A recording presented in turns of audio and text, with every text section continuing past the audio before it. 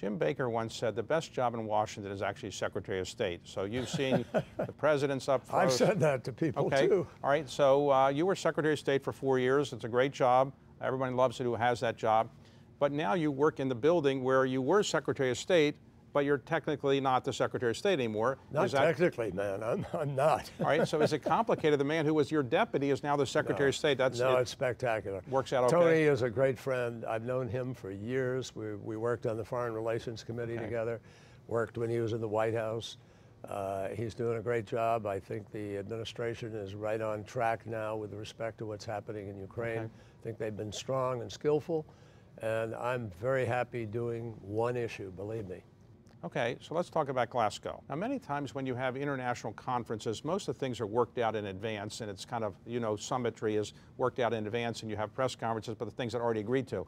But my impression is in Paris and Glasgow, it wasn't all worked out in advance. Can't be all worked out in advance. And, nations have different interests. You have 195 nations coming to the table, and everybody's voice needs to be accounted for and listened to and factored into what you're doing. And some of the dynamics just don't come together until the clock strikes midnight and you got to cut, fish or cut bait. And there are always last minute things that rise in that context.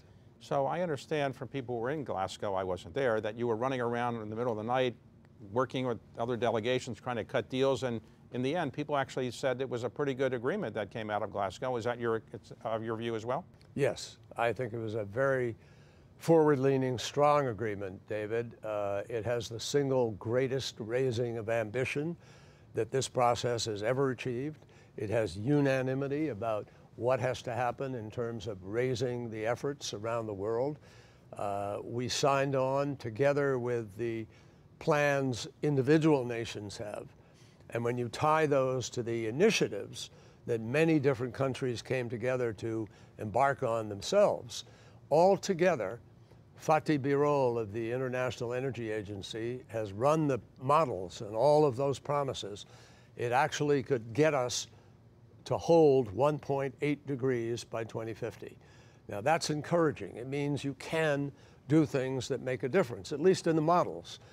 The trick now, not a trick, the challenge now is that over the course of the next 8 years, we have to reduce emissions by at least 45% globally in order to be able to achieve net zero by 2050 and in order to be able to hold the temperature to 1.5 degrees of warming.